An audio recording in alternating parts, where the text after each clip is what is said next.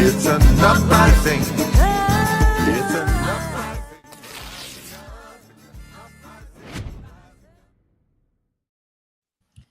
Happy Saturday, everyone, and welcome to the Green Live Stream. I'm your host, Edie Arndell, and I'm here with Mr. Awesome over here, Mr. Scott Free. Hey, how's it going? Like a scarecrow. I'm there somewhere. Yeah, how's everybody doing out there? Thanks for stopping in just to check us out. Yeah, so not everybody gets a chance to see this really cool graphic, so we're going to start making this show to introduce it. We work on this all week. We put stories in, and then it's a whole week process, but desperately clinging empire, AI is not our friend, and uniting for peace. This is what the show's going to be about today, and Scott made the graphic, which I love. So don't forget to like, subscribe, share, and hit the notification bell.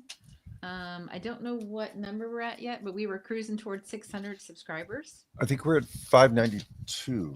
Ooh, just 8 more to go. Let's go, folks. Please subscribe, please. Yeah, and I'm wearing my Illinois Green Party shirt today. You are so good about that. I'm wearing black. Oops. No, I've ordered some patches, Green Party patches for my baseball caps because I almost always live in baseball caps. So I'll be much better in the future with, with spreading the Green Party message out there. Yeah, because when it's wintertime, t-shirts are a little more of a problem, right? Yeah, like it looks yeah. Some people want to put the t-shirt over everything. No. Like a little snowman. Yeah, right. The look is not. Yeah. I don't want to give the Green Party a bad image. Oh God, those Green Party people can't dress. Personal choice. So we're gonna try to keep it to 90 minutes today. Wish us luck. We got a lot to cover, but the first story, I don't know if you all are familiar with Richard Wolff. He does amazing work, and he kind of backs it out and looks at the big picture because he's an economist. So he has the government shut down from a different perspective, kind of a macro perspective. He also did it's called Wolff Responds. He also did one because people were asking him, what can we do, right? But we really wanted you to check this out. The whole thing is excellent, but of course, we can't play the whole thing, but here we go. And it's about the government shutdown. He just gives it a little different perspective. Mm-hmm. Did you put it up? I'll start it. It's ready. Why shut the government? Because it saves money. Mr. Trump has been saying he may not pay the people in the government who lost their jobs while it was shut down. The people we used to say were furloughed workers. We may not pay them, Mr. Trump says. Oh, that's like all the people fired during the Department of Government Efficiency nonsense.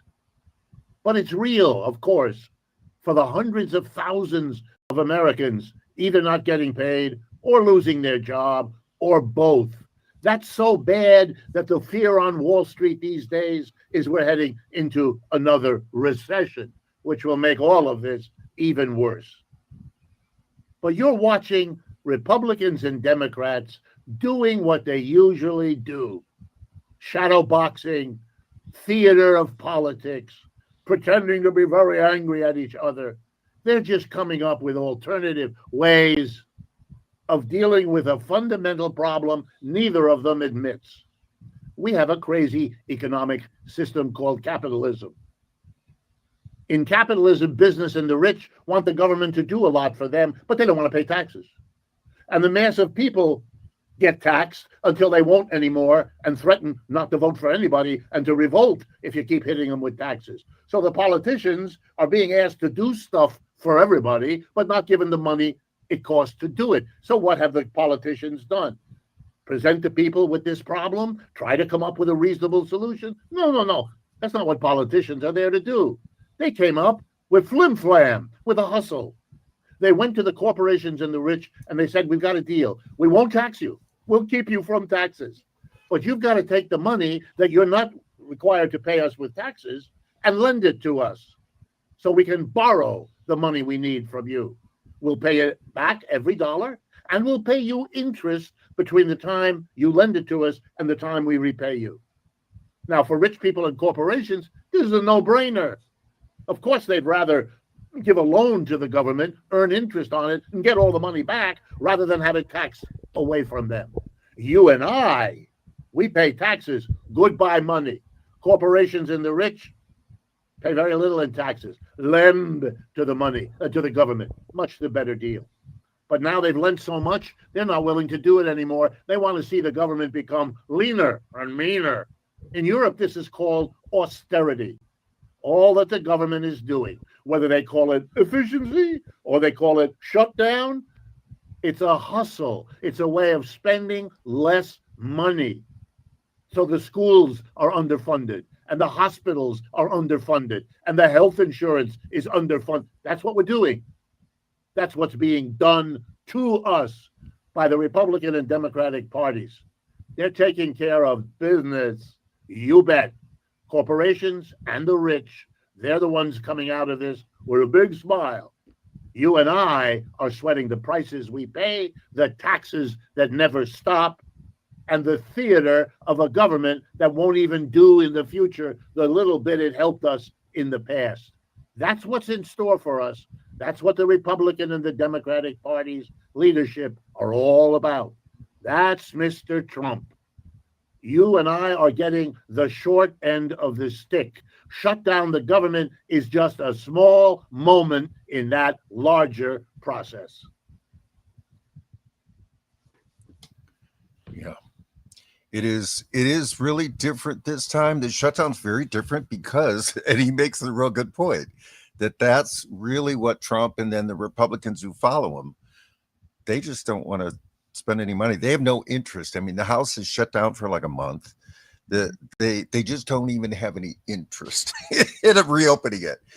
And I know they have the two opposing, viewpoints that they have out there. And like I said before, the Democrats could have not had this be an issue when they were in power. They could have extended the benefits that the assistance they give to people on Obamacare that goes to the private companies. So, yeah, they could have, reaffirmed the grift instead of just letting it go all the way grift. Yeah. But he's right. I know Obamacare helps some people, but it's only because it was subsidized. It's still a gift to the private insurance industry, which is ruining healthcare, period. Right. No, it was that it had pre-existing conditions. It covered pre-existing conditions. What the hell who came up with that idea that you're not going to cover pre-existing conditions? Again, it's this insurance nightmare that we've all been put into. We should be getting health care, not insurance. We shouldn't be talking the insurance's language. It's like, and Trump and co are using this to slash so they can go burn elsewhere. Right. They're hurting us. They're hurting the American people and everyone that lives here. They're just acting with impunity, and we're going to cover a lot of that in this segment. They're lashing out at everyone, and it's a symbol of a dying empire. They just keep doing the military spending and keep trying to overthrow the leadership of other countries, and then just completely ignoring the needs of the people that live here.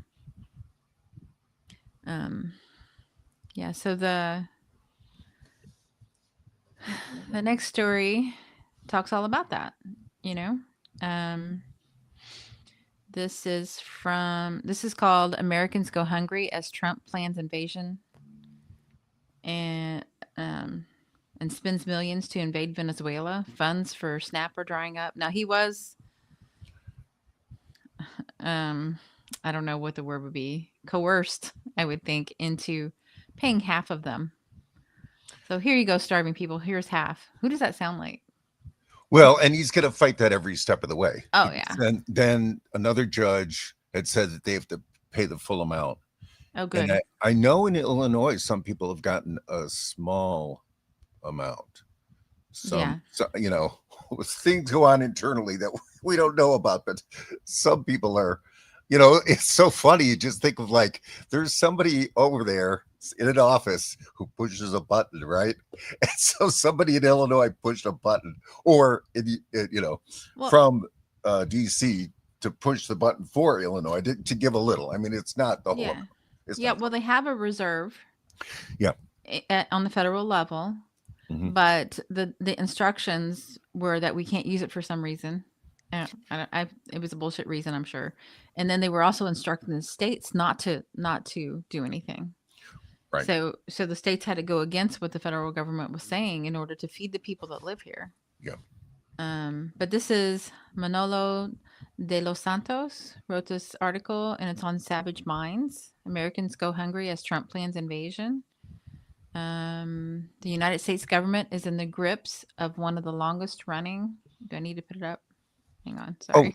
I'm sorry. I'm looking at the article. Oh, Put it up. That's okay. I'll keep reading. You can put it up. Huh? I made it available to put up. Oh, did you? Okay. Sorry.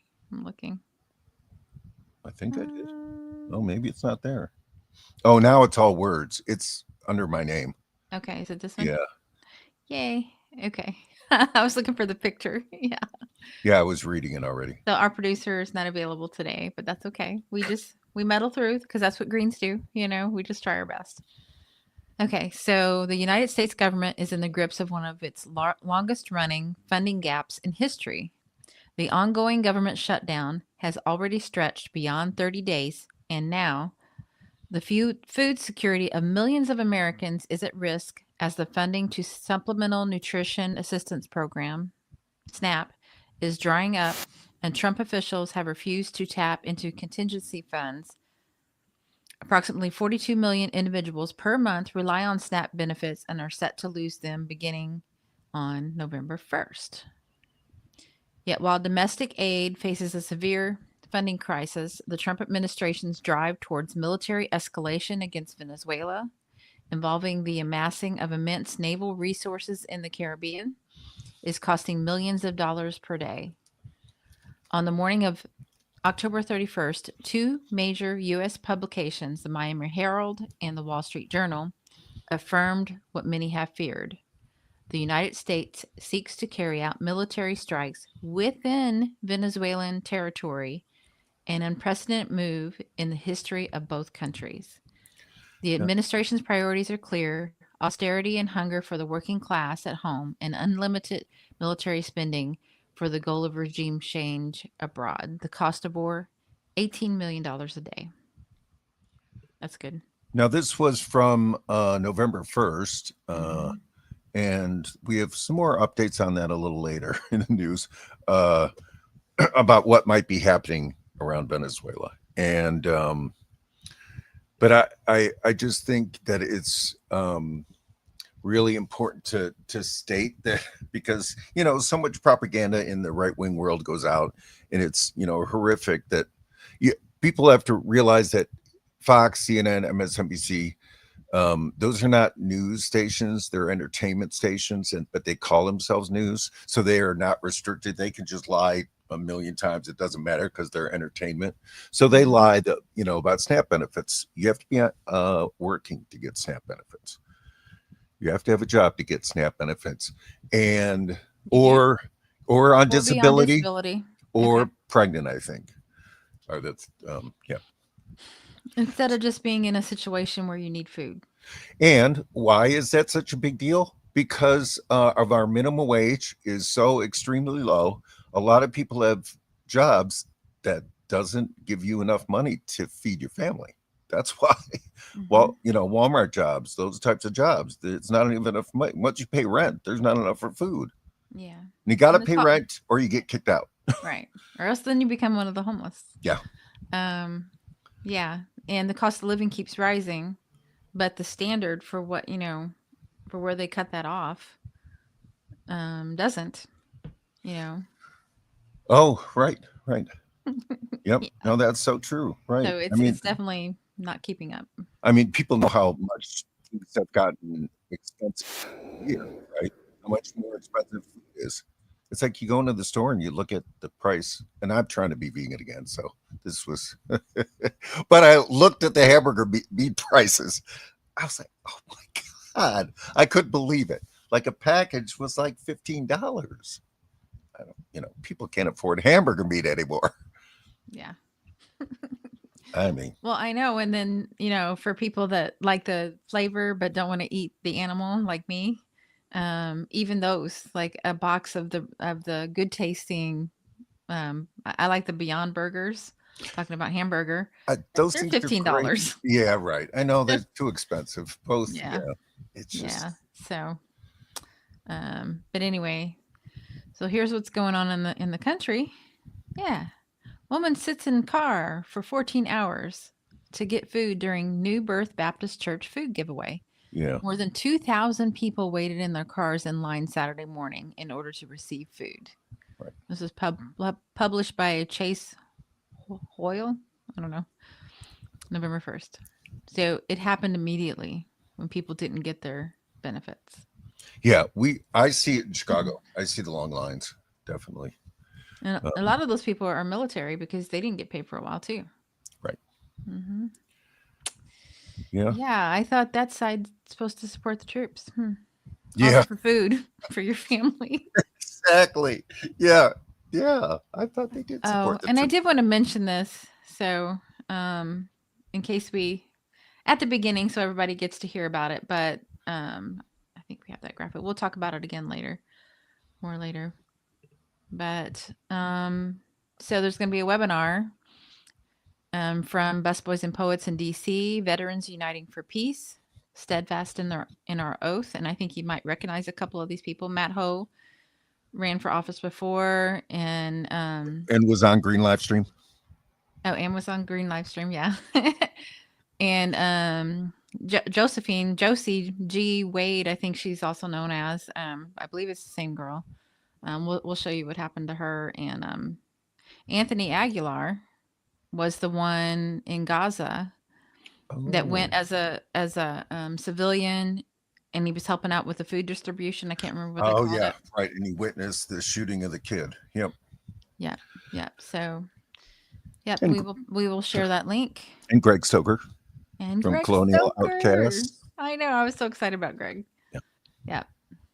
Very good lineup. Of course, And Jill Stein. and Mark and somebody from the Samud Flotilla, which I don't recognize that person, but I can't wait. So this is Veterans Day, November 11th, Tuesday. It starts at 7 p.m. Eastern, 6 p.m. Central, and it's going to be amazing. There is a link. They didn't put that on the picture, maybe because those links are so long. But it is a webinar, so you can, do it online.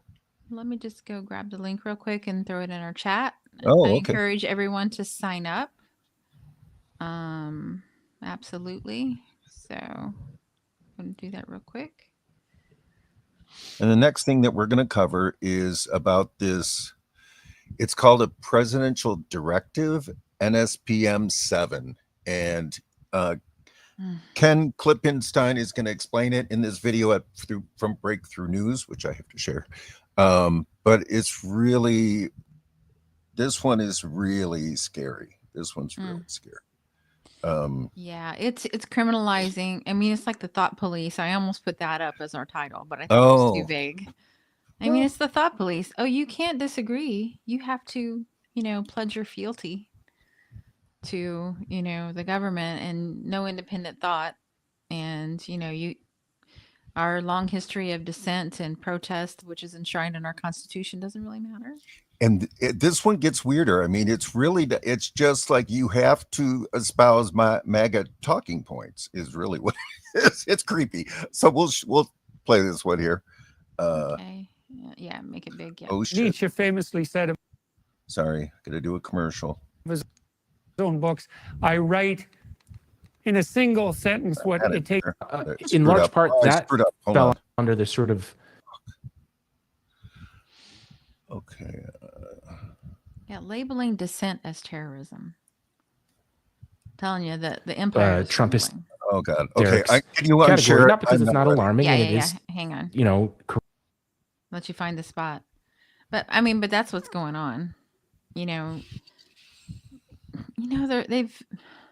long pushed back on protests because it's regular people trying to hold our government accountable, as we are allowed to do and it's been that way for our whole 250 years. But doesn't mean they like it. And now he's deciding that we're terrorists because we do it. Yeah, they've declared Antifa as domestic terrorists. And those declarations are really important, folks. That's how they are able to do these horrific laws, because if something gets declared as a terrorist, yeah, you basically have no more rights. All right, I think I'm ready to go. Okay, but I was going to say it is because the empire is clinging to power because they're losing in the world. I mean, not the country. The country will still exist, hopefully. It's the empire that we've created that is not working anymore. So, okay, I'll go ahead and add it. Okay. Say in a nutshell, NSPM 7, National Security Presidential Memorandum 7, directs the entirety of federal law enforcement to prioritize domestic terrorism as defined by those indicators that you were describing before: anti-Christian sentiment, anti-government, anti-traditional family. I mean, some of these, I don't even know how you would define them. I mean, that could be like a bachelor, right? Right. So I don't know if the Trump base realizes that, but the question is, how can that be applied? And basically what it does is it allows the investigation to predicate or open investigations just using those super broad, what they consider to be indicators of future terrorist acts.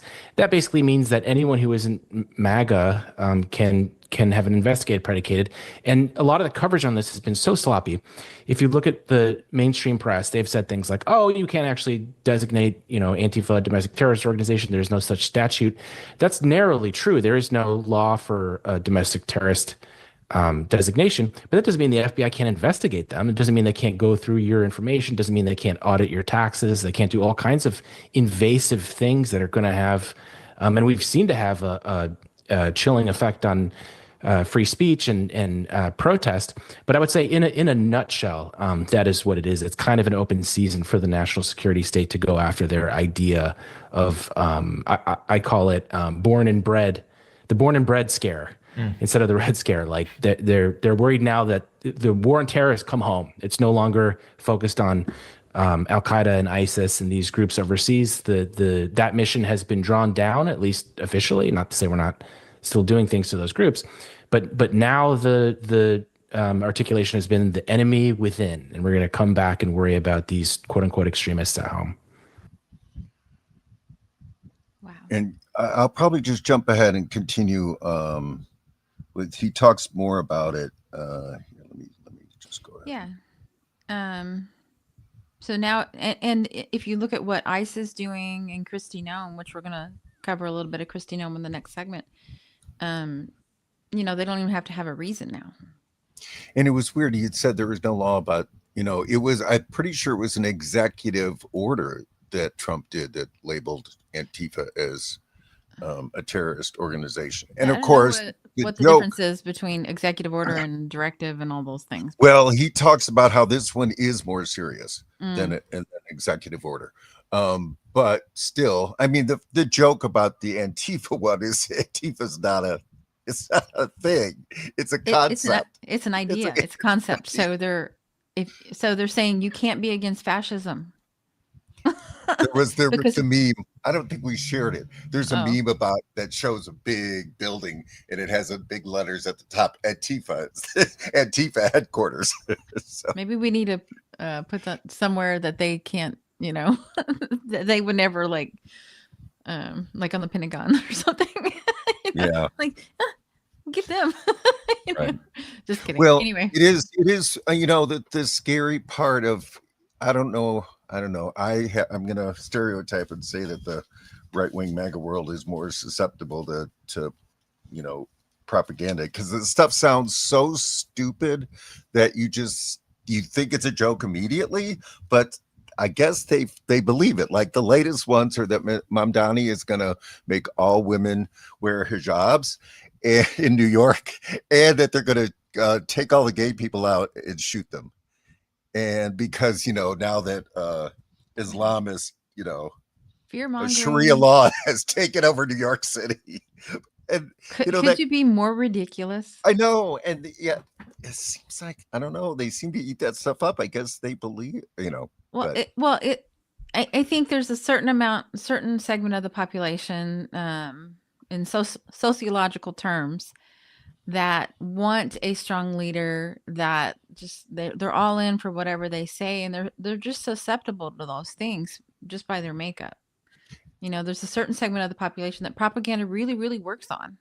And I wonder if it also has to, it's my own little personal theory. I wonder if it also has to do with the kind of absolutism of Christianity. Either you're a believer, you're not. If you're not a believer, you go to hell. Whereas like other religions are more open, Buddhism and stuff, it's more like philosophy where they're like, so that, Islam, the Islamic religion, and it's just so frightening to them that they see it as a direct threat to them worshiping how they want to worship, even though Muslim, I'm sorry, I said Islamic, Muslim, the Muslim religion. They're just, man, they just freak. They take it. And there's so many different levels, but there's certain segments of Christianity that aren't that, but for the most part, it's all about getting people to fall in line and spreading it instead of just like trying to be a good person and do good in the world. That seems to on some sections seem to be kind of pushed to the side a little bit. I'd say like the exact opposite. I mean, the evangelical Christians want to get rid of everybody who's not white in this section. Country. Yeah, I know, but I'm just saying it's pretty large. Maybe it spreads further than evangelical, but I don't know how large it is, but it's very, very loud. Yeah. Okay. Good. Okay. Good point. Yeah. Good point. Okay. Well, let's move on. All right. I'm going to just continue this part. Oh, continue. Yeah. I think Trump derangement syndrome, there's something there. There are people that say things are going to happen that don't happen. And Trump himself says things are going to happen that don't. He's a bit of a troll. So I think there's on some level kind of like, it just sounds so ridiculous. But everything we've been talking about here is quoted directly from the memorandum, which is public. You can go on the White House page or on my newsletter and see the document itself. Those phrases, anti-Christianity, anti-government, that's directly from the document. So it's kind of a difficult situation where whenever I talk about it, particularly on more like centrist media, I realize I'm like, okay, how do I not sound like Alex Jones while I talk about this thing that so I try to stress, it's like, okay, this is a quote. This is not my paraphrase or whatever. So there's that. And then in addition, national security is just very complicated. And that is how they conceal so much of what they're doing, which is not just the inherent secrecy, but the bureaucratic culture of like even just the name. It puts people to sleep. National security. I say NSPM 7 because that's what it is. But whenever I say it, everybody's like, what is that? And it's like, it's not it's not an executive order. And you can find a number of different major media outlets like C-SPAN, for instance, that incorrectly and still haven't fixed it, described it as an executive order. And when you do that, people just kind of check out because there's been over 200 executive orders, many of them symbolic and not carrying much weight. What they don't understand is that a presidential directive, that carries a lot of weight. That is a high-level strategic document that directs the entirety of the federal government to focus on whatever the articulated priority is. And historically, when they've had presidential memoranda in the past, it's called NSPM 7 because there's only been 7 of them. 6 is classified. We don't even know what 6 is. In the past, they're often classified. To give you a historical example, President Carter issued one on that had the U.S. take a more aggressive stance in regards to nuclear posture against the then USSR. This led to huge backlash, protests, opposition, as it should have, in my view, and it should today. But for whatever reason, since the media can't explain how serious a presidential memorandum is, as opposed to these executive orders, and because some of the details are not easy to understand, I think they've sort of dropped the ball. I wanted to add one thing. There's one more segment that I want to cover on this. And it was, the reason I'm covering it is I saw this video he's referencing. And unfortunately, when I saw the video, I thought it was so stupid that I thought it was fake or just somebody being silly, because it's 2 guys walk up to this guy's door and ask him these questions, but he'll talk about it a little more. And I just thought, oh God, this is the dumbest fake video. But no, it was real. Now, after I see this, it's creepy. So he'll talk about it. And so they're uneasy with this. I just reported today a ring camera footage of 2 FBI agents coming and interviewing someone who was not charged with a crime, who went to a anti-ICE protest in Tucson, Arizona, and they look kind of nervous and uneasy, sort of uncharacteristic for FBI agents. They were both older, so they must have been experienced.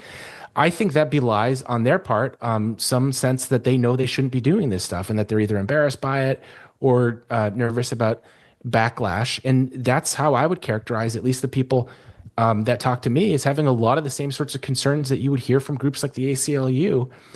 Because they, in their careers, they're, like I said before, focused on ISIS, focused on Al Qaeda, and now they're like, wait, these are just American kids protesting, or what? Like, why are we doing this? Yeah, I wish I had the video. I apologize, because it was weird. You could tell, and he's right. You could tell the FBI agents were embarrassed to be doing it. They were like, well, you made some comments at this protest.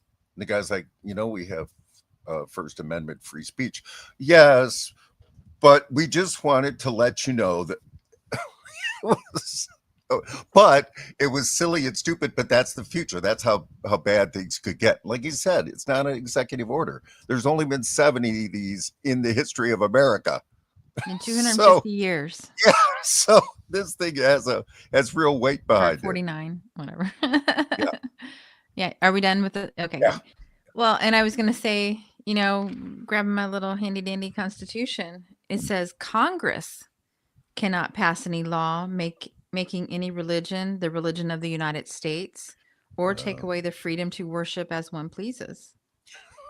Congress cannot take away or restrict freedom of speech or the freedom of the press. So I guess, are they like just kind of well, Congress didn't do it. Let's not do it that way. Yeah. No, I mean, it's crazy stuff that's so weird. You can't even think it's real. It's like, oh, really? You can't be anti-Christian. Okay. Well, and that goes against the very founding of the country. Right.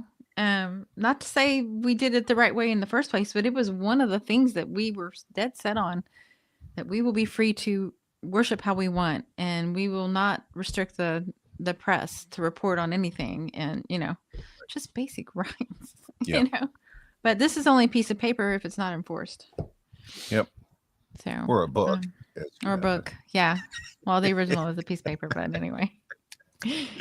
Quit it. Oh man. He always cracks me up. My jokes are, because they're so bad. That's the thing. The jokes are That's so what makes bad. them even funnier. You laugh at them. It's like, woo. Okay. So, talking about where Kristi Noem came from, I didn't realize where she came from. So, this next article, or this next clip, is from Status Quo, and she erased our history. Native Americans victimized by Kristi Noem. Okay. Do you have that up there? Yep. Yeah. Yeah. Is it ready to go? Okay. Is it this one? Yeah. Okay. It's up The until 1940s, massive amounts of uranium were mined from over 1,000 sites across indigenous reservations, all the way down to Puerto Rico. At the end of the mining boom, hundreds of those mines are left abandoned without proper cleanup. And so for decades, they continue to leak radiation into the reservations, contaminating most tribes' only source of water and poisoned generations of native people. With the new invasions of oil pipelines and data centers in recent years, pretty much all news cycles have forgotten about the never-ending fight by indigenous folks to clean up these mines. Pretty much all except us. We're the closest reservation to any uranium mine in South Dakota. All the waterways within the Black Hills that are contaminated and highly radioactive, there's no coming back from that radioactivity. And, that's alarming to me.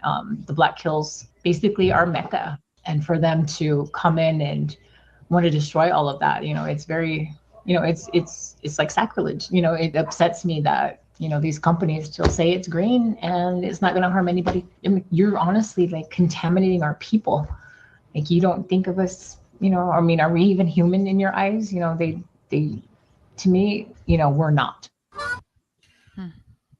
Yep. No, I'm afraid I just did a clip of it, so it doesn't reference the Kristi Noem part. Sorry. Well, she was the governor. Oh, There we go. Okay. And now look what she's up to. Thank so you. poisoning waterways and people in her state, and then she gets promoted. Yeah. Oh, good job on that.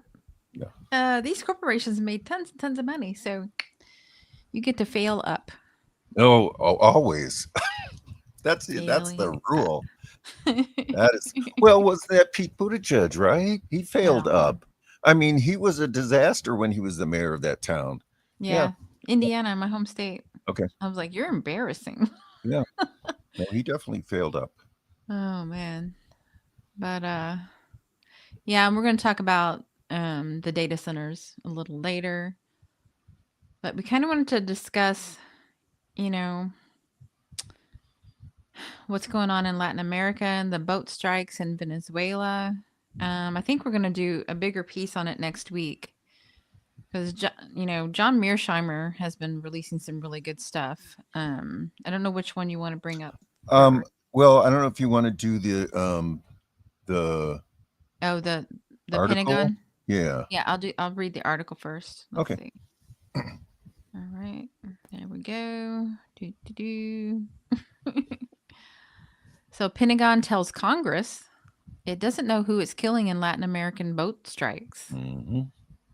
So just doing it because they feel like it. This is by Dave DeCamp from antiwar.com, which we rely on quite a bit. Good reporting. U.S. War Department officials don't know the identities of the 61 people who have been extrajudicially executed in U.S. military strikes on boats in the waters near Venezuela and the Eastern Pacific Ocean. Politico reported on Thursday, citing House Democrats who attended a classified briefing on the campaign.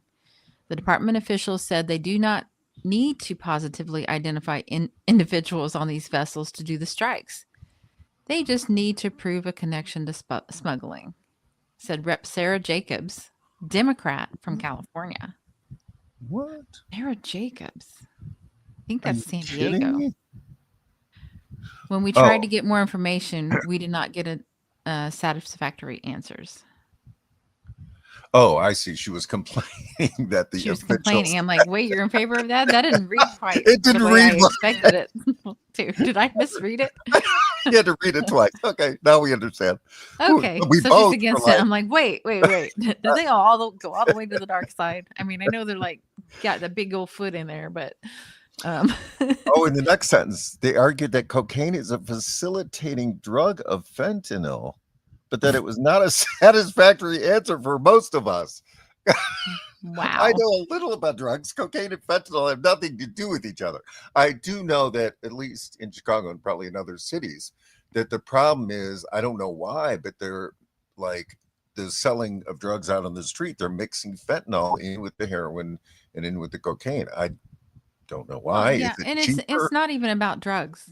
Of course we not. know that. Of course Yeah. not. But it's just that's weird kind of a here's our excuse to go kill people, and we've been relentlessly trying to destroy Venezuela for a very, very long time. Oh, we put sanctions on them. I mean, but their response was different. It's not working anymore because they're finding ways to resist. Yeah, I just thought it was a really funny way that they have to spin their propaganda in such weird ways to try to make it all fit. They're like, well, yeah, South America cocaine. Well, no. I know we're talking about fentanyl, but this is how fentanyl. It's like, guys, get your propaganda at least a little bit consistent. Well, it's not landing anymore. Yeah. People are like, yeah, right. But even if what they were saying is 100% true, you still have to have evidence to kill, to attack someone. Yeah, you never kill them. You put them on trial, and we don't have jurisdiction over there either. No, So- it's international waters. Yeah, I mean, it's Same just- thing that Israel's doing. However, I think the next one is: did Russia stop U.S.'s invasion of Venezuela? Yeah. This is from John Mearsheimer. Okay. And he's done some really good reporting on this. So. Well, he is an ex-military person. I'm not going to remember the. Yeah, I'm not sure. Maybe somebody in our audience can remind us. What But he, I know I've heard the name, and I know it carries Yeah, weight and he's- respect. So. yeah, he's ex-military, so he has knowledge. Oh, Let me- this is the same interview that I was talking about. Okay. Hmm. Do you have it ready to go? It's up there. Yeah. Okay. We are witnessing something extraordinary unfold in the Caribbean, something that would have been unthinkable just a decade ago. Russian warships have arrived in Venezuelan waters, not for a ceremonial port visit, but as a calculated act of geopolitical signaling. This is not simply about naval maneuvers or the projection of maritime power. It is a direct challenge to 2 centuries of American dominance in the Western Hemisphere, a challenge to the very premise of the Monroe Doctrine itself. Since 1823, Washington has regarded the Americas as its exclusive sphere of influence. That assumption that the Western Hemisphere belongs to the United States is now being openly contested. Moscow's naval presence in Venezuela is more than a show of force, it's a response. It is Russia's answer to decades of NATO expansion eastward, to missile defense systems built along its borders, and to what the Kremlin views as a relentless campaign of Western encirclement. For Venezuela, the stakes could not be higher. Sitting atop the world's largest proven oil reserves, the country has become the flashpoint for a much broader contest, one that will determine who sets the rules of global order in the 21 stone century. Washington's playbook of sanctions, diplomatic isolation, and threats of intervention has failed to produce the regime change it sought. Instead, it has driven Caracas deeper into strategic partnerships with Moscow, Beijing, and Tehran. This moment is not about a few Russian ships anchored off the Venezuelan coast. It's about the unraveling of an entire world order. So that's the first segment. So yeah, that's an interesting update, and we'll see how things pan out. Like we said, he's a military expert, and it is kind of funny because I just posted on Facebook, thanks Putin for helping to stop this U.S. invading Venezuela. 0 responses. I just think people do not want to thank Putin for anything. Well, and it's similar to how Israel was untouchable for a very, very long time in this country, and now people see. I mean, no leader is perfect, and he is far from perfect. But we are basically attacking them with sanctions and encircling their country, and we would not tolerate that here. We have lost the ability to put ourselves in other people's shoes.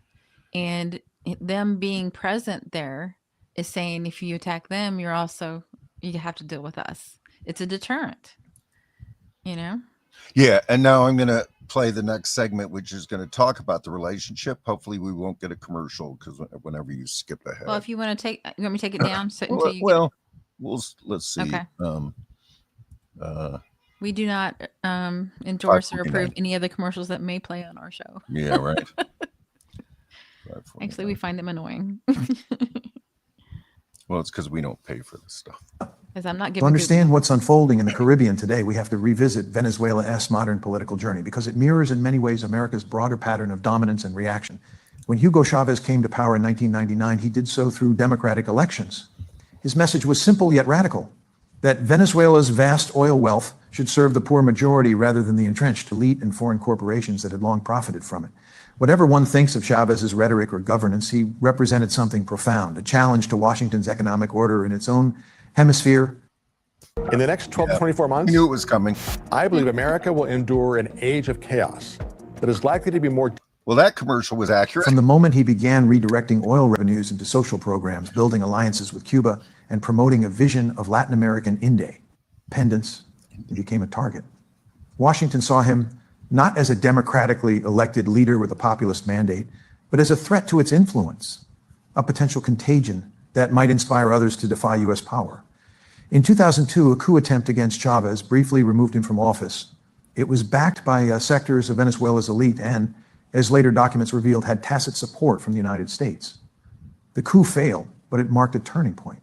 From that moment on, the relationship between Washington and Caracas descended into open hostility. When Nicolas Maduro succeeded Chavez after his death in 2013, the pressure intensified. The United States imposed wave after wave of sanctions, not the narrow targeted kind aimed at specific officials, but sweeping measures that crippled the entire economy. Venezuela was cut off from international financial markets, oil exports, the lifeblood of its economy, were blocked. Billions in state assets were frozen abroad. And it bore AD. The results were catastrophic. The country's economy shrank by more than 75%. Inflation soared to levels unimaginable. Hospitals ran out of basic medicines. Food shortages became widespread. The once thriving oil industry collapsed. American officials justified this as a fight for democracy. But the reality was much darker. The sanctions were designed not to promote reform, but to create desperation, to make the economy scream, as former National Security Advisor John Bolton bluntly put it. Tens of thousands of Venezuelans died as a direct result of the economic collapse. Millions fled the country, triggering one of the largest refugee crises in Latin American history. And yet, despite all this suffering, the Maduro government did not fall. The policy failed, that instead of prompting a rethink, it hardened Washington's resolve. In practice, the sanctions achieved the opposite of their intended goal. They drove Venezuela deeper into the arms of Russia, China, and Iran, nations had understood what it meant to be on the receiving end of American pressure and saw in Caracas a strategic opportunity. Venezuela's story then is not just about socialism or authoritarianism. It's about what happens when a powerful nation refuses to tolerate political or economic independence within its sphere of influence. As Washington tightened the noose around Venezuela, Moscow saw an opening, a chance to reassert itself on the global stage and challenge U.S. dominance not in Eastern Europe, but in America's own backyard. The logic was both strategic and symbolic. If NATO could expand to Russia's borders, then Russia could extend its influence into the Western Hemisphere and be our Russian-Venezuelan relations deepened rapidly. What began as oil cooperation soon evolved into a full-fledged strategic partnership. Russian energy firms invested billions in Venezuela's state oil company. Technical advisors and engineers began arriving quietly, followed by military specialists. Moscow supplied Caracas with fighter jets, air defense systems, and armored vehicles. Then came the naval deployments. Since 2008, Russian warships have periodically visited Venezuelan ports. Gestures of solidarity at first, but now unmistakably political. These aren't ceremonial visits, they're declarations. Each arrival of a Russian vessel in the Caribbean sends a message to Washington. If you can deploy forces on our borders, we can do the same in yours. Symbolism is unmistakable. It's Moscow's way of saying that the post-Cold War era of U.S. impunity is over. For every missile system placed in Eastern Europe, there can be a Russian frigate off the coast of South America. For every alliance built in Russia's neighborhood, there can be a counter-alliance in America's. For Venezuela, Russia's presence offers more than military reassurance. It provides a lifeline. Under siege from... So yeah, I think that's a really important perspective. And it just, again, you know, it, to me, the two things that really stand out are how people love to say, socialism failed. Look at Venezuela. It didn't fail because it was socialism. It failed because the U.S. tried their hardest to destroy the country with massive sanctions. That's why they suffered. Yeah, it wasn't socialism doing that. There is a lack of curiosity and critical thinking and ability to see the whole picture. You know, that's easy. That's a bumper sticker, you know, and they've been believing that for I don't know how long. You know. And also the whole thing about Russia, you know, when they want to try to, there are folks, even in the Green Party, that want to talk about the imperialism of Russia, the imperialism of China, just, you know, as it's the same thing as the U.S. This is a very good example of maybe they're showing off their power, Russia, but again, it's a reaction. It's a reaction to the U.S., Yeah, right? if we hadn't have done what the things that we were doing for the past, I don't know how long, Decades. they would not be there. Right. Venezuela wouldn't have lost 75% of its economy. I mean, we do sanctions and it sounds nice, but all it does is hurt people. Yeah. And it is a tool of terror, really. Yeah. You know, but it's also it's having a backlash because people are going to stop wanting to deal in US dollars. Right. They were going to, because, you know, we're the gatekeeper and we're, you know, all we want is fealty and just give us all your stuff. We're there to take over and steal from the people of the world. Right. People, they are finally saying no. And so we'll see, you know, I want to see the protest crowd say, thank you, Russia. I haven't seen it yet. But you know, yeah, it's scary for them. They gotta catch up. Yeah. And they have to, you know, understand what, I mean, again, anything that can stop us slaughtering Venezuelans is a good thing, right? And it seems like the U.S. has been scared off. We'll see. They haven't left.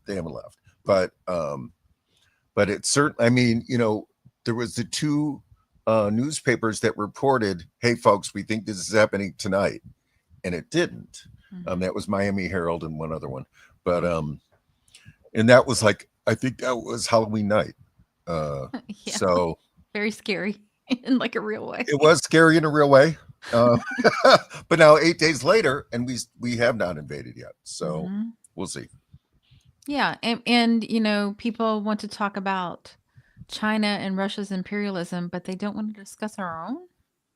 Like, you know, we can't take that high ground. We cannot. It's not a thing. I think that's one of the main problems with, you know, I always, this is my time to pick on liberals. I think that's the main problem with the liberal folks who support the Democratic Party is in their brains, they still think we're the good guys. They really do. And therefore they think they have a party that's going to represent the good guys. No, both of those are wrong. The U.S. are not the good guys. And that party does not represent the good guys. So. Yep. The next thing to kind of drill this home is from Max Blumenthal, The Gray Zone. Okay, let me get this set up. Short clip, about 2 minutes, of the history of CIA regime change in South America. So, you know, in order to become a better country, in order to hold our government accountable, we have to understand what they actually do. Yep. So, you know, I think for the most part, most American people just don't understand what all has been done in our name. Yeah. And the more you understand, the more you will be involved. That's what we're hoping for. And, you know, the reality is that it does take work. It does take work because you're not going to get this stuff on any mainstream media. So, you know, you have to do your own research. Okay, let me. So we try to do as much as we can for you. Oh, here we go. Yeah. Okay. Do you have it up there? Let's see. There we go. You found it? I see it. Yep. Okay. Here we go. Oh, Jesus. Lindsey Graham. It's the very end. It's about to leave Lindsey Graham. That he's referring to, the main one is Panama and Grenada as the models for Venezuela, which is, first of all, delusional because the Venezuelan military is not going to go down as easily as Manuel Noriega's military, which tried to put up a fight during the 1989 U.S. invasion of Panama, or the Grenadian military when Reagan sent in the U.S. military under phony grounds of protecting U.S. students. The real reason was Grenada had elected a socialist president, Maurice Bishop, who was a nationalist who wanted to do the same things that Hugo Chavez has done for Venezuela, use their resources and their material wealth to fund social programs and make alliances with regional neighbors, including Cuba. And he was killed. Manuel Noriega was the CIA's main point of contact under the presidency of Omar Torrijos. In the 1970s in Panama, Torrijos was a nationalist who was supportive of nationalizing the Panama Canal, and his plane went down in flames. The CIA assassinated him. Manuel Noriega comes into power, and he gets a little too big for his britches, starts sponsoring conferences with Central American leaders demanding an end to U.S. intervention in Central America, starts appointing Afro-Panamanian members of his society who were not supposed to be in power to cabinet level positions. And so he's accused of being a major drug trafficker. Same exact thing that's being done to Maduro. And he's taken away after an invasion to a U.S. federal prison. The difference is Maduro. So, yeah, I mean, it's good that, you know, you see patterns. And these patterns are absolutely the reality of what goes on. And the only thing I try to add is that, you know, there might be a philosophy against socialism, but in reality, what it is that it's just a company that funds our politicians wants that oil themselves. It's just a corporate issue. And so they don't like when a particular country takes its oil and keeps it and it gives the profits to the people. They don't like that, not because they're against the concept of socialism. They just want that stuff. They just want to grab it. It's all about greed. And that's what the coup attempt with Machado is about, because she has already publicly stated she will just let American companies come in there and just have it. Right. She names Have them. at it, boss. You know? Yep. Did we want to play any more of this? We can. I don't remember his response. I think I put the timestamp wrong, but we could see what Aaron. Yeah, the second person is Aaron Mate. He's also wonderful. Let's see what he did. I can't remember this part. It was never a U.S. asset, unlike Noriega. Correct. Right. And the other difference is that Venezuela can actually fight back.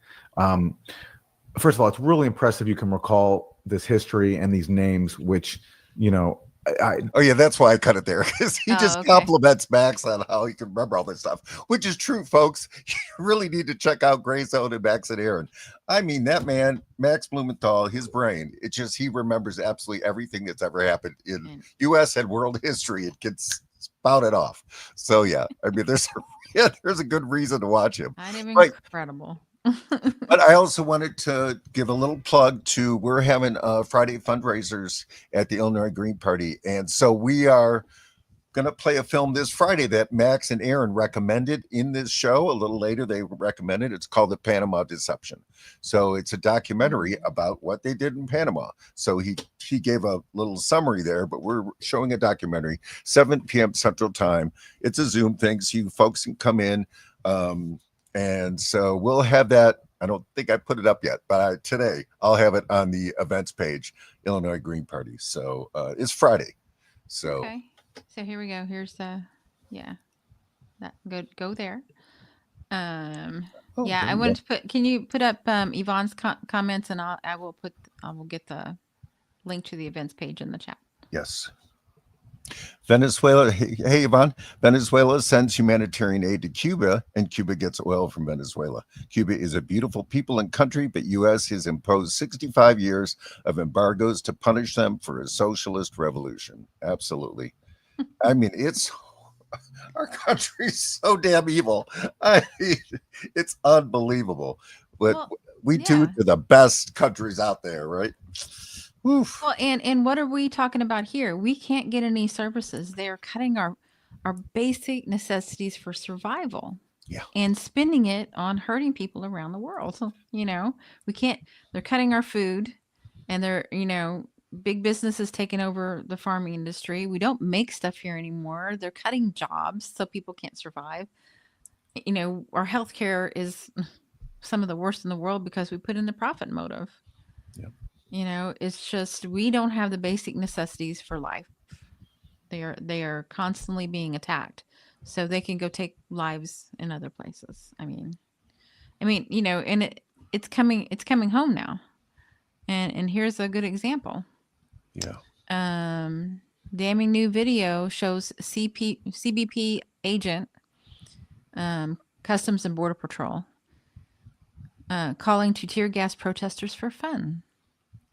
Yeah. So, it's how I see this as a path to becoming the IDF. IOF. They hate it when we say IOF, so I'll try to remember to do that. But, we showed you last week, and that guy from Infinite Jazz, I'm trying to think of his name. Yeah. He was there in the West Bank, and I didn't realize it, but they were chasing their car because they had gotten trapped in the West Bank, and this old woman was just picking olives.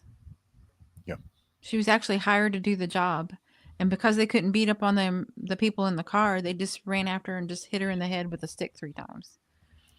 And my reference is always atrocious. the SS, the SS of Nazi Germany is always my reference, because it just and what is interesting about what you hear in these reports like this one, that they're doing it for fun, is just you really are starting to see the quality of the people that are in ICE, because the comments that get leaked, the things that it's just horrific. Like the one guy, you got me saying IDF, the ICE agent, points his gun at somebody and says, "I'm going to shoot you, liberal." So, and how is that different? Not much difference in between the police officer that shot Sandra Massey in her home. I'm going to shoot you. And then he did. So it's just like this much of a decision, and there's no accountability for them. I mean, our state government's trying. The government's trying to hold them back. Yeah. But we're not utilizing the people that could be stopping it, in my opinion. I think there was I saw this, I think I posted it on my Facebook.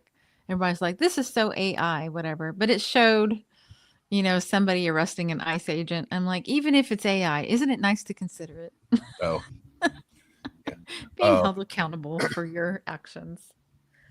So. No, I mean, just the fact that he would say liberal. What is a police officer picking out a certain, culture war, political issue thing? Exactly. Insulting somebody as you don't know, you haven't spoken to this person, but that's what I mean. And just that they see themselves as the MAGA army. That's what they are. And they're proud of it. They're Proud Boys.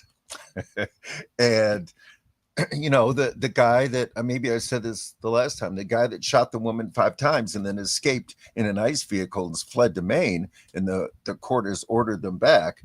He posted on an ICE signal chat. Yeah, we have that in today's show, actually. Oh, really? The comment, we'll show, but the comment was, I shot her 5.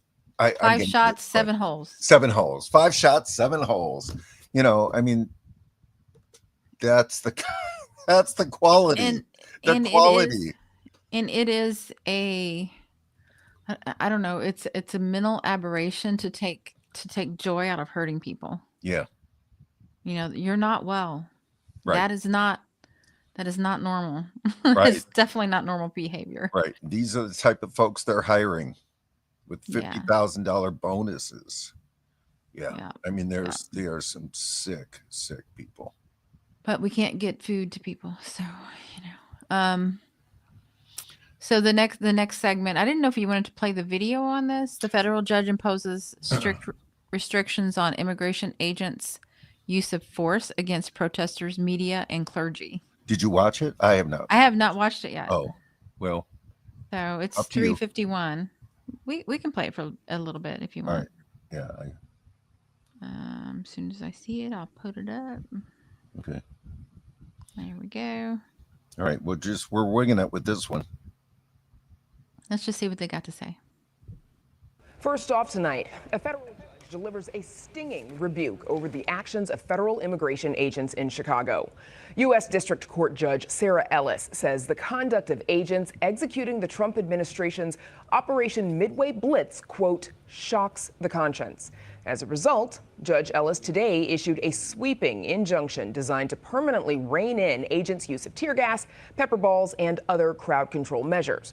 Our Heather Sharon joins us now with more. Heather, take us inside Judge Ellis's courtroom. It was at the Dirksen Federal Courthouse when she delivered this broad order. She spoke from the bench for nearly 90 minutes, painstakingly detailing all of the instances she said where federal agents indiscriminately used crowd control measures like tear gas, pepper balls, and other uses of force against the people of Chicago for doing nothing more than exercising their First Amendment rights. And that includes to speech, assembly, and to the practice of religion. Now, she said that the government had been completely incredible in what they told her. And she said, quote, the government would have people believe instead that the Chicagoland area is in a vice hold of violence, ransacked by rioters and attacked by agitators. That simply is untrue. And the government's own evidence in this case belies that assertion. Okay. Judge Ellis, she also had some particularly sharp words for Border Patrol Chief Greg Bavino, who has has become the face of the president's mass deportation effort, saying that he lied. What about? She singled out 2 instances when he directly used force against the people of Chicago. The first was on October 23rd when he fired tear gas at a crowd that had assembled in Little Village, which is, of course, the heart of Chicago's Mexican-American community. He said that he had been struck in the head with a rock before he fired tear gas at the crowd. Bovino admitted during his sworn deposition that he was not struck with a rock, and he said during that deposition that he acknowledged he had lied. In the second instance, during that deposition, he watched a video of himself tackling a protester outside the Broadview ICE facility. Even after watching that video during the deposition, he said that he had not used force against that protester, a claim that Judge Ellis clearly found simply incredible. Incredible. And of course, to be clear, when we say incredible, we're not, oh, that's amazing. No. Incredible as in the judge did not believe it, found it to not be credible. She's not the only judge, though, to have found federal agents' testimony not credible. Remind us of these other cases. U.S. District Court Judge April Perry, who's overseeing the case challenging the Trump administration's deployment of National Guard troops into Chicago, said that the testimony she has heard from federal agents was simply unreliable. And in a third case just this week, Judge Robert Gettleman dismissed federal agents' testimony that the people being held at that Broadview ICE facility were being well taken care of. Instead, he said it had turned into a prison with unspeakably cruel conditions. A lot of cases to keep up with for Yes. viewers here. What happens next, Heather? Now, the Trump administration told me they will immediately appeal Judge Ellis's order, calling her an activist judge who would put the safety of law enforcement agents at risk. Judge Ellis no doubt anticipated that appeal. She said all she is asking the Trump administration to do is simply follow the Constitution and allow the people of Chicago to exercise their First Amendment rights. Okay, Heather Sharon, thank you so much. Yeah. That was actually pretty good. And this is It from was good. WTTW Yeah, PBS. They do a station. good job on TTW out of Chicago. Yeah, and it's, you know, it's the problem I have with our court system in this particular era is just, you know, I mean, all that stuff was fantastic, but all I'm asking is that they follow the Constitution. Yeah, good luck. Good luck with that. Well, don't I mean, ask. I know that's the thing. Until I don't know. I mean, until there's some like call from a judge to have someone arrested, I don't see anything happening. I mean, now he she had showed up called- in court. He was found to lie in court. He was not held in contempt and arrested. I don't know why. Right. They arrest the person. Again, it just they're not doing everything in their power to No. protect us. They are No. not. Nope. And I get it. It's a scary time, but this, I want to call it bloviating, bluster of, yeah, he hit back with words. Okay, that's not going to help us. Words are not going to keep an ICE agent from tackling someone and throwing them in a prison, which I hear the conditions are horrifying. Just bugs and overcrowding and no food and no medicine and these people have not been accused of anything. There's no due process, no paperwork. So it's criminals attacking the people that live in our country. Yeah. And we need to start treating them as such, in my opinion. Yeah, it's terrible. Yeah. So let's keep moving. It's 1:09. We were going to try for 20 minutes. So try to be done in 20 minutes. I don't know if that's going to happen because we haven't even got to the AI thing. I would like to, can we show the Facebook one? I mean, it's a real good example of, let's see. Yeah, and we can just talk through the rest of it real quick. Show the Facebook, and then we'll tell you about the rest that's in the segment because we gotta move on. The next 2 segments are shorter. I really wanted to play the propaganda film. These shows are just they're long. They just are. Because a lot happens in a week. Okay, we're just gonna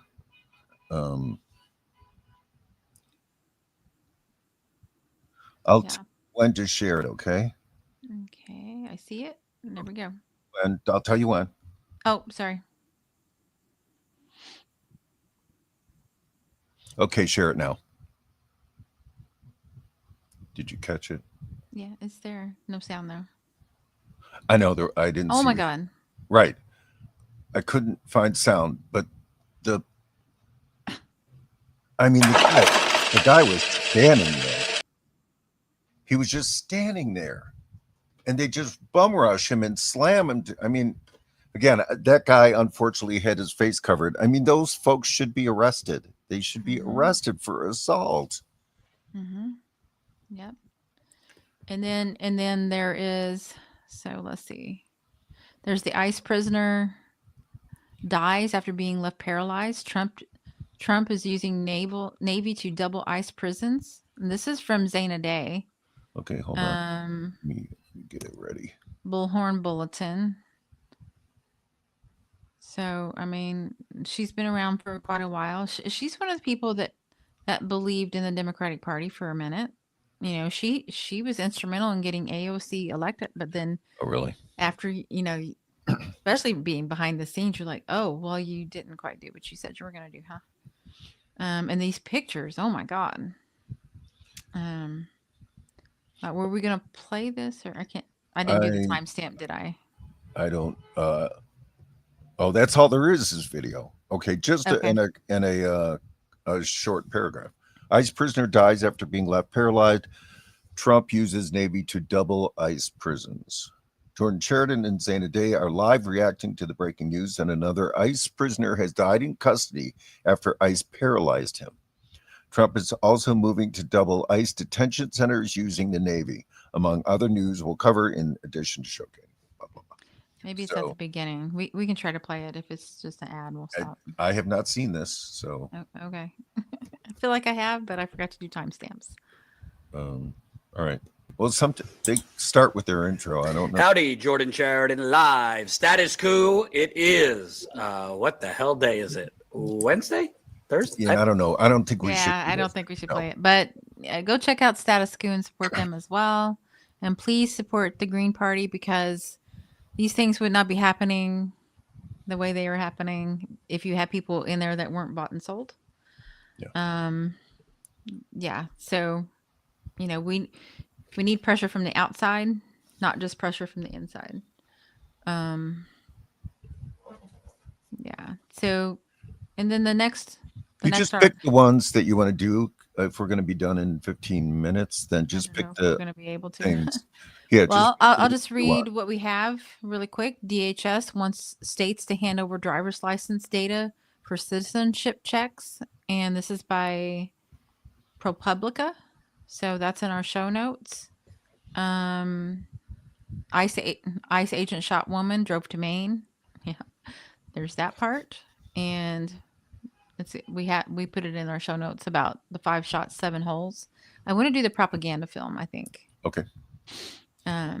This is from the Gray Zone, and this is a film by Beitar, which Gray Zone did a documentary, and I think, depending on how they release it, we might show that on one of our Friday fundraisers. You get it ready? Okay. Yeah, I think I'm getting it ready here. Oh, that's not the right one. I'm sorry. Yeah. Okay. There we go. Oh, I just saw it. Went away. Here we go. Tell me when you're ready. Ready. Oh, shit.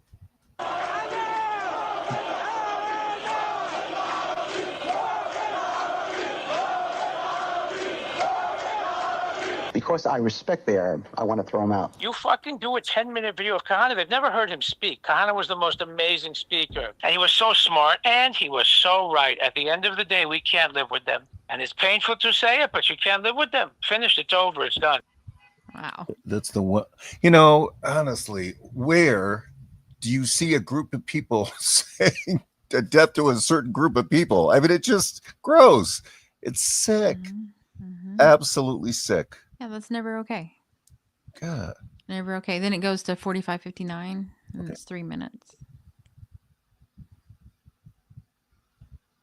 I watched this whole 45-minute segment or 50-minute segment. It was fantastic.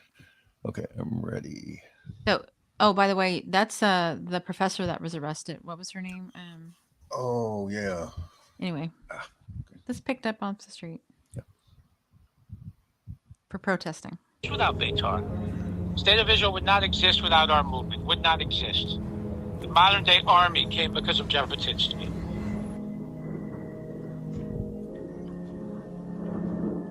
You know, today as we're filming this, very dangerous man running for mayor of New York.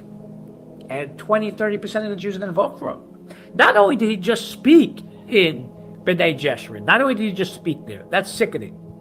You know what's also just as sickening? How the hell did 500 Jews sit through it and not get thrown out? How did not one of them stand up and scream? Mamdani gets elected in New York. I think it's time to leave the city, honestly. He's going to push Muslims in, try to get Jews out.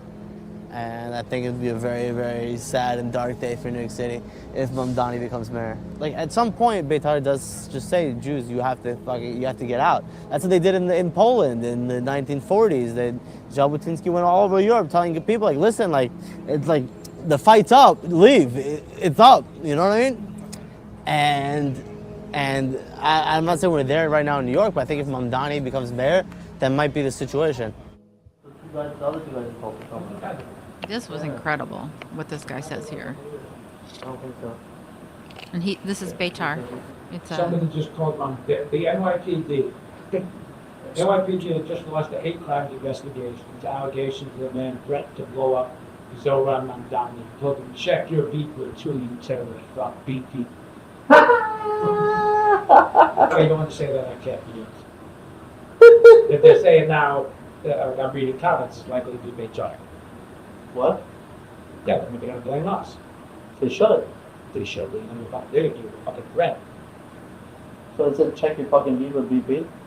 That's also, you fucking didn't take Gutierrez. You're very right, I think that's what It is so different. What they're doing to John right now is so different what you did to Gutierrez. Very terrible, אתה חושב שהוא איתה, נכון? check there, look at it. אני בעד שאתה מבחר, I don't want to touch that. What are we doing, boss? We're waiting for you. Yeah. right. He just admitted to terrorist Yeah. acts. Yep. Oh, Yeah, that's my God. it's a real. And you know what's so sick is the way that our media, you know, allows all of the pro-Israel propaganda to just go on and on. You know, I watched the thing on CNN with, I can't remember what her name is. She just won an award for her work on exposing anti-Semitism, and all the incredible rise in anti-Semitism. Well, any free Palestine, protest is called anti-Semitic, right? That's all of the protests. So yeah, I guess you'd say there's a huge rise because people are. One thing from watching that 45 or 50-minute piece was that man that was at the end. His mother. He was a kid during the Holocaust, and his mother always said, he had it drilled into his head that we didn't do enough to protect ourselves before it happened. So they've taken that and they've, internalized it. And now it is any possible eventual maybe threat. They just want to go eliminate it. Yeah. Doesn't matter if they, if it's legal, doesn't matter if those people never did anything to you. They see it as maybe a threat, in their mind. They're just making it up, in my opinion. Until it's real, I don't see how that's any different than what the Nazis did to the Jews. I just don't see the difference. No, there is none. They internalize that pain and they have become what they hated, and it's so sad it's so sad that they don't realize it, and they can't see it. No, Zionism is definitely a sickness, and you see it here in America, where you talk to people who are Zionists and you try to have a logical conversation, and it doesn't. You can't have a conversation because there's no logic. Yeah. But I mean, underlying that logic is their belief that Arabs and Palestinians don't have the right to exist. They don't have, they are less human. They're And less than them. Yeah, I mean, and at that's its never a basic. good thing to ever think that someone is less than you. Right. The chosen people. Yeah. Not a good. What do they say? Don't believe your own press. Yeah. So, and then there's this instance of the Israeli lawyer that had to resign for leaking video of sexual abuse yeah, of right. Palestine prisoners, and this is by Sharon Zhang, Truth Out. Israel's top military lawyer has resigned after taking responsibility for the leak of a horrific video showing the sexual abuse of a Palestinian prisoner by Israeli guards after the military launched an investigation into the leak this week. The video, originally shown on Israel's Channel 12 in August of 2024, showed Israeli guards at the notorious Siman torture camp. They're calling it torture camp. Picking out an imprisoned Palestinian from a group and leading him to a wall, using shields to cover what they were doing. They gang raped the prisoner. Media reports later found that the abuse was so severe that the prisoner was hospitalized and unable to walk afterwards. And now they're going after her. So it's more about the leak of the video, just like WikiLeaks, just like, Yep. What was the other one that we had? Edward Snowden. Edward Snowden. It's not about the story. It's about who told on us. Right. What are we in fourth grade? Somebody does something bad, it needs to be exposed and it needs to be dealt with. And this lawyer thought she was doing something good for Israel, and she really was. Exposing when they're doing wrong is good. It is good no matter who, you have to expose it. Yeah. She thought she was helping her country. And then there's what's going on in Sudan. Don't know if we're going to be able to cover all this. Yeah, I'll just briefly talk about it. Okay. There's a bloodbath. This is from Savage Minds. A bloodbath visible from space. They've killed so many people you can see it from space. Yeah. It's imperialism gone wild. Then Democracy Now! Covered that the U.S. did a cover-up of Shireen Abu Akleh killing. Whistleblower says report was watered down for Israel. This is from Democracy Now! I mean, yeah. But we will move on to the AI segment. I think the first one's probably the most important one. Okay. Not only, I mean, if you think about it, AI is let me take that down. AI is going to drain our water, our electricity, and there's people that are, every science fiction movie ever made tells you that if it ever becomes aware, we're all in trouble because, it's not human. It's not organic. And we talked about trying to make it a kind of a campaign within the Green Party. And certainly I know that people don't have too much of an anti-AI awareness. Mm-hmm. Like you see, like even Wolff, his videos, he uses AI. I mean, people need to be aware. You don't have to use that stuff. You don't have to use it. Yeah. A really good, just kind of personal side example is, AI, you can make songs with AI. You can make music with AI. You don't have to write anymore, right? But in my world, that would be just, why we do it, because we enjoy it.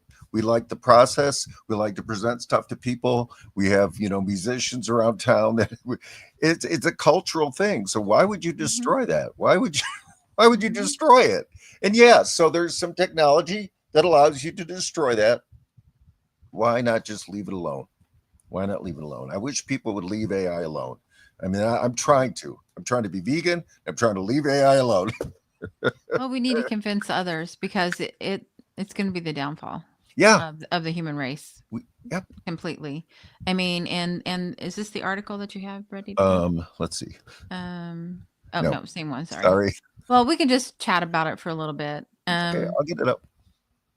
So AI drones used in Gaza now surveilling American cities. So this is from the Gray Zone.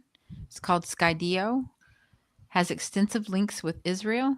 In the first few weeks of the genocide, the California-based company sent more than 100 drones to the IDF with promises of more to come. How many more were delivered since that admission is unknown. So basically, they're doing it here now. So according to my research, this is gray zone. Almost every large American city has signed a contract with Skydio in the last 18 months, including Boston, Chicago, Philadelphia, San Diego, Cleveland, and Jacksonville. Skydio drones were recently used by city police departments to gather information at the No Kings protest, and were also used by Yale to spy on the anti-genocide protest camp set up by students in the university last year. Then we have one from Savage Minds. It's talking about how it's going to drain the water from Lake Michigan. Yeah, I want to comment on that. Again, Chicago signed a contract to have drones for surveilling us. Chicago is a Democratic Party-run city, folks. I mean, I understand all the outrage at the Republicans and the nightmare that's going on with our U.S. government, but understand the evil that they in the cities that go on with Democratic-run governments. They are both evil. Yeah. Did we want to play? Well, we have the Caitlin Johnstone piece. Okay. Yeah, I mean, it is a really good example. You know, it's a really good example. Here's another piece of it that you're not thinking of. And you know, we talk about Caitlin a lot because she does such an excellent job of cutting through the crap. You know, here's the real danger of AI. It will make us fall in line. It'll make us be unable to think. Oh, you ready for me to put it up? It's from the beginning. I was about to share Caitlin Johnstone's "How the Media Normally Report on a Mass Atrocity." Is that the wrong one? Oh no, it was the second one. Okay, never mind. That's the one I saw. I thought it was excellent. But no, we'll keep going. It is excellent. Yeah. They want you relying on artificial intelligence so that you will lose your natural intelligence. Caitlin Johnstone, 00 to 239. You got it.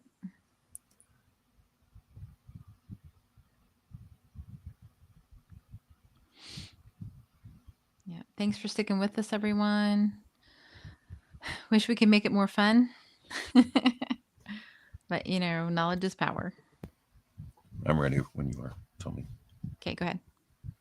They want you relying on artificial intelligence so that you will lose your natural intelligence.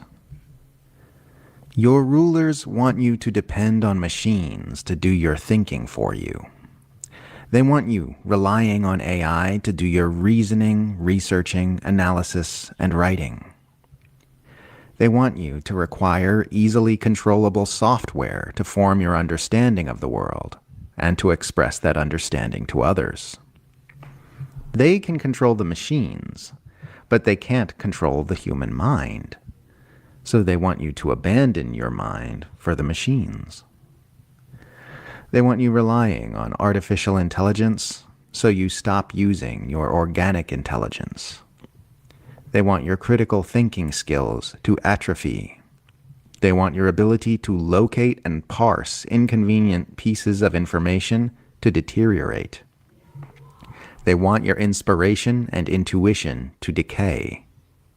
They want your sense of morality to waste and wither away. They want you perceiving reality through interpretive lenses controlled by plutocratic tech companies, which are inextricably intertwined with the power structure of the Western Empire. Generative AI is just high-tech brainwashing.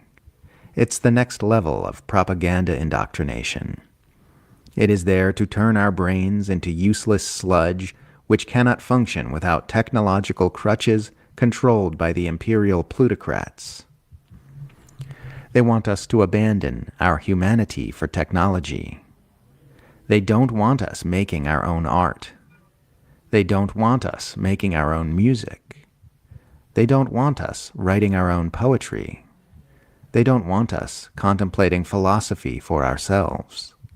They don't want us turning inwards and getting in touch with an authentic spirituality.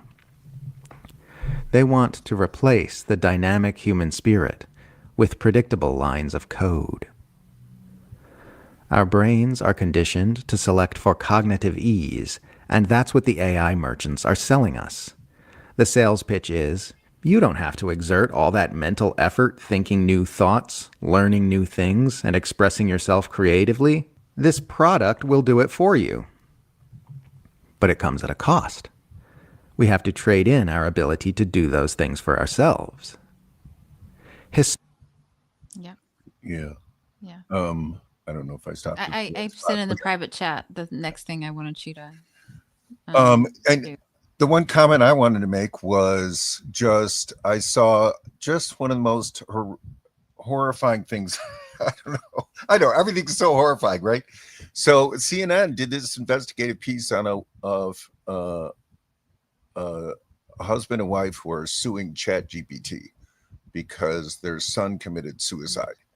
And honest to God, folks, I looked online, I couldn't find it. Maybe they just hadn't posted it. Hopefully they will. The most horrific stuff. I mean, they have the conversations that this guy who was in his car sitting with a gun, sitting there for, I don't know, 6-7 hours before he killed himself. And the conversation is shocking. He says something to ChatGPT, and ChatGPT's response, "We got you, bro. You're doing everything right. We know we got you. We're here for you." Like encouraging, not direct, but through like making him feel good about the fact that he was going to kill himself. I mean, he says, "I got the gun here, and I've had it. I did." Oh man, you have shown them that you've done everything you can. I mean, unbelievable what the computer was saying. It was horrific, absolutely horrific. I was like, and again, this is capitalism gone haywire. This is, people throwing out technology that they're just, everybody's on a deadline, right? And so they got to get their shit out before to make their profits. And I mean, unless they did this stuff on purpose, this is really horrific stuff that's going on. I mean, again, I was shocked by the language of the computer. It was very much being a bro. And why would we ever trust something that is not human in that way for something that important? I have friends that talk to ChatGPT, and I'm like, but why? Oh, they give me great ideas. I'm like, yeah, but they're not your ideas. Yeah. Oh my God. You should be talking to people. That's more important. It's dangerous. They could convince you to do something that you are not aware of. Like right here. Until too late. Yeah. But here are some people that are fighting back. I put it in the private chat if it's easier for you to find it. Here's 2 U.S. veterans arrested for protesting, and this is in D.C. And this has to do. It was Josephine. Wow, I can't see. Glasses. Josephine Gilbo and Anthony Aguilar. So we're hoping that you can join us virtually for this. Greg Stoker is amazing. All these people are really amazing. It's going to be fantastic for this webinar. I wish I could go. Like, I would love to be in the room. That would be amazing. But yeah, so you can join this on Veterans Day, Tuesday, November 11th, and it starts at 7 p.m. Eastern Standard Time. 7 p.m. Okay, I have the Instagram up if you want. Okay, and let me take this down. Put the Instagram up. So this is in our halls of power, and this is how they're treating veterans. There's a genocide! Stop talking! You're complicit in a genocide! You're complicit in a genocide! Eddie, there's a genocide! Eddie, there's a genocide! Come on, Eddie! There's a genocide! You are complicit in genocide of the Palestinian people! You are complicit! Come on, Eddie! Eddie, help us! Eddie, help us save them! Come on, Eddie! The Israeli terrorists are committing a genocide, and the U.S. Congress and Senate are complicit in funding the bombs that are forcing children to be slaughtered and massacred. Shame on this government. The United States of America is complicit in genocide. The Israeli terrorists are starving children. The Israeli terrorists are starving children. They are massacring children. If they'll arrest veterans, they'll arrest you. Stop the bombs! Right. Stop the bombs! Stop the bombs! Right. Stop the bombs! Right. Oh, stop talking. I mean, God damn these humans that go along with this shit. You didn't have to arrest her. She's your friend. You could have defied. My God. Oh, it gets me pissed. I'm crying after that one. Yeah, me too. And she was telling him at ease, but and that's the thing. It's like that's our no respect for the situation, veterans of our folks. country. When will individuals stand up and do the right thing? Right? She did the right thing. Her stupid ass friend who was arresting her was not doing the right thing.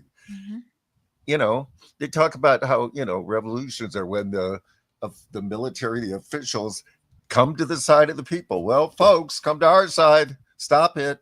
Stop supporting this genocide. Please. You know, respect the oath that you took and stop listening to the people that are telling you to do the wrong things. Yeah. You are not protecting America. You're hurting it. Just you can just feel how much it hurts her that this is happening. I mean, I think everyone here can relate to that. Yeah. Well, that might be a good place to end the show. Yeah. I Like, wanted to make sure to wow. get that in, and I will.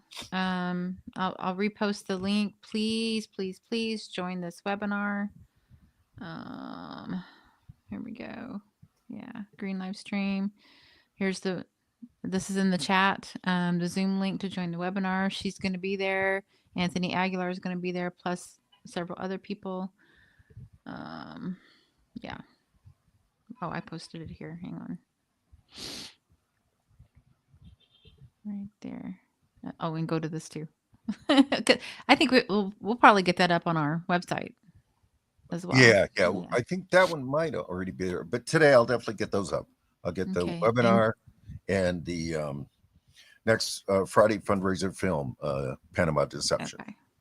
All right. Thanks, everybody. All right. Thanks, and everybody. Don't lose hope. We are fighting the good fight. Okay. Yes. All right. Sorry we didn't get to everything. We just don't want to keep everybody for 5 hours. Yeah. All right. I know. See you on Wednesday. Bye. An uprising, we're rising up. It's an uprising, we're rising up. It's an uprising.